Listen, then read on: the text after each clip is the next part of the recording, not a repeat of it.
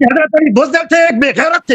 हज़रत अली बुज़दिल थे, एक बेगैरत थे। अपनी बीवी का जुल्म होता देख कर अपना ज़बान अब बेगैरत आप हैं, बेअदब आप हैं, काफिर आप हैं। क्या बेगैरत बनना है? आप बेगैरत, आप गुस्ताख हैं। इससे बढ़कर बेगैरती क्या होती है? ये शख्स इसने गुस्ताखी किया है, हम सब की दिल आजारी हुई है, आप सब लोग जानते हैं। मैं इसका जवाब नहीं देता, मैं इसको छोड़ता हूँ, मैं इसको छोड़ चुप चुप कर शेख, चुप कर बकवास अपनी, शेख चुप कर, चुप कर। लेकिन मसला बहुत बड़ा है ना, क्योंकि आप साहब हमारे जिसने फातिमा को तकलीफ दी उसने मुझे तकलीफ दी, रसूलुल्लाह को तकलीफ देने का मामला कहां तक जाता है? चले अल्टीमेटली आपकी बात मान ली कि उन्होंने उम्मत के मफाद में किया, तो आपको उम्मत के मफाद अजीज नहीं है कि आप बकवास करना बंद कर दें, क़यामत के दिन के लिए छोड़ दें? जब मौला अली खामोश हो गए इस मसले में, तो आप क्यों अपनी जुबानों से इस तरह की बातें करते हैं? यही पहला बात कि मेरा सवाल ये है कि जब ये दरवाजे पर दस्तक हुई थी तो हजरत फातिमा क्यों गई थी, हजरत अली दरवाजे पर क्यों नहीं आए? ये सवाल है। फिर वो चले गए। ये ज़ैद इब्न असलम अबू उमर का गुलाम है, उमर का पक्का गुलाम है, उमर का वफादार। वो कहते हैं फिर उन्होंने बाद में बैत किया था। तो पता ये चला जो आपका सवाल का पस मंजर ही गलत है, ठीक है ना, कि ज़हरा सलामुल्लाह अलैहा घर में थी और अमीर मोमिनीन भी घर में है, तलहा वगैरह भी घर में, तो ज़हरा गए, ठीक है ना। इस वाक़े में वो घर में नहीं थे। जब वो लोग आग वाक़या लेके आए थे तो ज़हरा सलामुल्लाह अलैहा क्यों दरवाजे पे गए? दुनिया में देखो अजीजों, मैं इनके सवाल के जवाब दे दूं। ये अगर कोई बीबी दरवाजे पे जाती है, ये कोई शरअन ऐब नहीं है, उर्फन भी ऐब नहीं है, बिलखुसूस अगर उसके पीछे कोई हिकमत हो। हिकमत क्या है मेरे मोहतरम नाज़रीन? मैं आपको हिकमत बता देता हूं कि कुछ लोग आए हैं दरवाजे रसूल सल्लल्लाहु अलैहि वसल्लम को जलाने के लिए, ठीक है ना, और अहले बैत अलैहिस्सलाम का नासिर यहां पे कोई नहीं, अल्लाह के अलावा, अल्लाह के अलावा कोई नासिर नहीं है। सहाबा ने साथ छोड़ दिए, जिन्होंने बैत किया था साथ छोड़ दिया। तो यहां पे उनको जंग रसूल सल्लल्लाहु अलैहि वसल्लम ने खुद अमीरुल मोमिनीन से फरमाया कि आप जंग नहीं कर सकते। तो इस हालत में बेहतरीन चीज क्या है कि इन लोगों पे, इन लोग तक ये जंग वाक़ ना हो, खूनरेज़ी ना हो, यहाँ पे घर रसूल सल्लल्लाहु अलैहि वसल्लम की क़िदासत पामाल ना हो। मैं आपको ये हदीस दिखा देता हूँ, या मुअज्जमुल कबीर। और जब रसूल सल्लल्लाहु अलैहि वसल्लम के पास जाती थी, रसूल सल्लल्लाहु अलैहि वसल्लम क़ब्बल यदहा, रसूल सल्लल्लाहु अलैहि वसल्लम हज़रत बीबी सलामुल्लाह अलैहा के हाथ चूमते थे। ओ भाई जो भी आप पूछ रहे हैं, पता चलता है ना कि दरवाजे पे कौन आई है। ओ भाई अब मैं बताता हूँ दरवाजे पर जब होती है तो औरत तब जाती है जब पता हो कि बाहर कौन है और वो हमारा अपना है, तब जाती है। सुन लो, थोड़ा सा दरवाजे पर हम हजरत फातिमा की तौहीन समझते हैं कि बाहर दरवाजे पे दस्तक हो, फातिमा पूछ रही है। तौहीन तो ये है ना, तौहीन ये तो यह है कि घर को आग जलाने के लिए है, तो तौहीन से ज्यादा बड़ा है कि घर को आग जला। जो शख्स, अब सुन लो ना शेख साहब, ये झूठ है, आपकी किताब से दिखाया, आपकी किताब से सुन लो, अभी आपकी किताब से दिखा दिया, कहते झूठ है। जब दरवाजे पे जो, अब सुन लो ना भाई, मैं दिखा दूंगा कि आग भी लेके आए थे, आग भी लेके आए थे, वो अलग हदीस है। आग दिखा, अब पूछो मुझे, पहले मुझसे कह दो कि दलील दिखाओ कि सच है या नहीं है। अब सुन लो कि जिसकी आवाज रसूल सल्लल्लाहु अलैहि वसल्लम, जिसकी आयशा कसम का क्या कहती है, बोली में रसूल सल्लल्लाहु अलैहि वसल्लम जैसा, शक्ल में रसूल सल्लल्लाहु अलैहि वसल्लम जैसा, चलने में रसूल सल्लल्लाहु अलैहि वसल्लम जैसा, बैठने में रसूल सल्लल्लाहु अलैहि वसल्लम जैसा, इबादत उसकी रसूल सल्लल्लाहु अलैहि वसल्लम। और सहाबा सब ने देखा था कि पैगंबर सल्लल्लाहु अलैहि वसल्लम ने किसी का हाथ नहीं चूमा है, बोसा किसी के हाथ पे नहीं दिया, बीबी सलामुल्लाह अलैहा के हाथ पे बोसा दिया है। अगर वो दरवाजे पे जाए कि यहाँ पे आग क्यों लेके आए, सुन लो शेख साहब, एक मिनट, आयशा के तो आप वैसे ही खामोश, वालिद साहब से भी पहले ना बोला, वालिद साहब बैठे बात कर रहे हैं, अपने काफिर मानते हैं, नाम भी ना ले। आयशा आप बताएं कि जनाब दरवाजे को दस्तक हुई, हज़रत फातिमा क्यों गई? अब सुन, आयशा से आपने खुद सुन लो, उनकी मौजूदगी में क्यों गई? फिर आपने खुद ये बताया, आपसे आपने ये कहा था कि जनाब जब ये सब कुछ हो गया, हजरत अली अंदर थे और फिर इसके बाद जनाब क्या नाम है, तो हजरत फातिमा की हड्डियां तोड़ दी गई, सब कुछ हो गया, उसके बाद जनाब मौला अली ने आकर पकड़ा। अब सुन लो सही भाई साहब, पहली ये बात है कि ये वाक़या हुआ है। हजरत अली बुज़दिल थे, एक बेगैरत थे, अपनी बीवी का जुल्म होता देख कर अपना जबान अब बेगैरत आप हैं, बेअदब आप हैं, काफिर आप हैं। क्या बेगैरत बनना है? आप गुस्ताख हैं। अब सुन लो, आपकी किताबों में क्या लिखा है, आप नहीं मानते, आपके न मानने से आप बेगैरत आप हैं। जाती हैं शोर के होते हुए, ऐसे बढ़कर बेगैरती क्या होती है? अब सुन लो, जवाब सुन लो, आपकी अपनी किताबों में क्या लिखा है।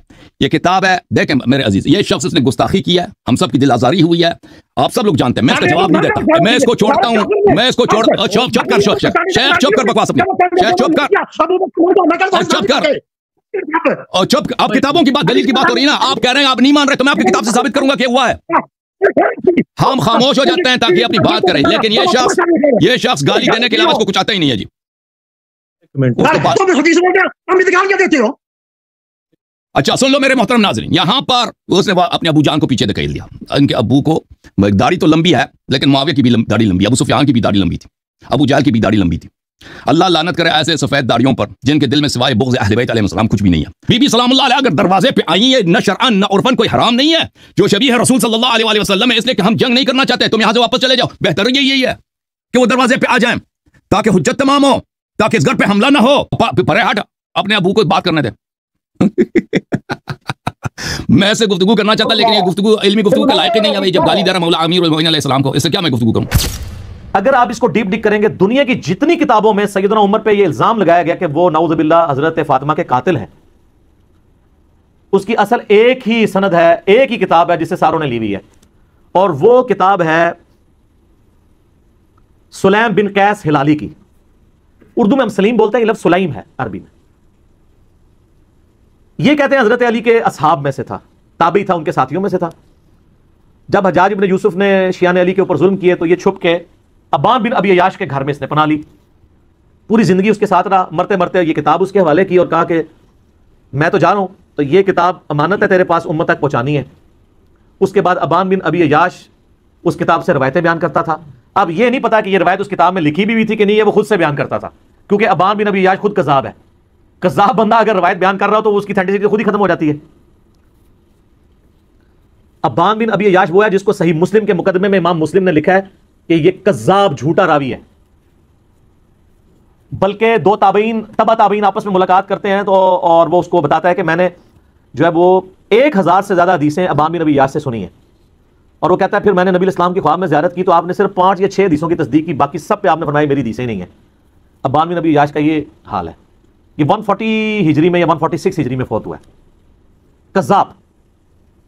ये इसने वाकया घाड़ के बयान किया है। दुनिया में जहां भी आपको वाकया मिलेगा ना, अब्बान बिन अबी अय्याश के वाले से मिलेगा और वो कहेगा जी मुझे जो किताब मिली थी सुलैम बिन कैस हिलाली की, उससे। और ये ना समझिएगा ये सिर्फ सुन्नी से कह रहे हैं कज़्ज़ाब है। अल्लामा खोई जो है अहले तशय्युअ के, वो भी कज़्ज़ाब समझते हैं उसे। शिया के नजदीक भी झूठा रावी है, लेकिन ये सौदा चूंकि वो ज़ाकिरीन ने बेचना था, और मुझे दुख है बाज उलमा भी ये सौदा बेच रहे हैं शिया के। उनको तो कम से कम शर्म हया करनी चाहिए कि इसकी सनद साबित भी है कि नहीं। पहले तो सनद के साथ वाकया साबित करें, अगली बात तो बाद में होगी। जब एक चीज साबित ही नहीं है और आप वो सौदा बेच रहे हैं और इतनी बड़ी बात कर रहे हैं, बिल्कुल झूठा वाकया ये। कोई सैयदना उमर कातिल फातिमा नहीं है, वरना मौला अली पूरी जिंदगी कभी भी कंप्रोमाइज ना करते।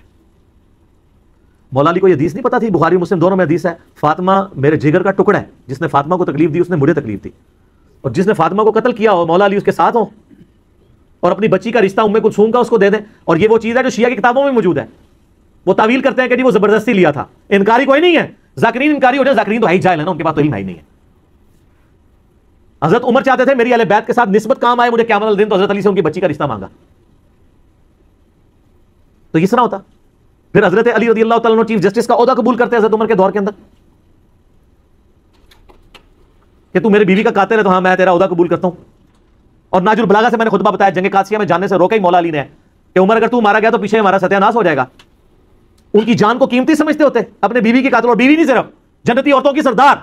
बुखारी मुस्लिम हदीस है, मेरी बेटी फातिमा जन्नती औरतों की सरदार है, और तिरमिज़ी में आगे अल्फाज है हसन हुसैन जन्नती नौजवानों के सरदार है।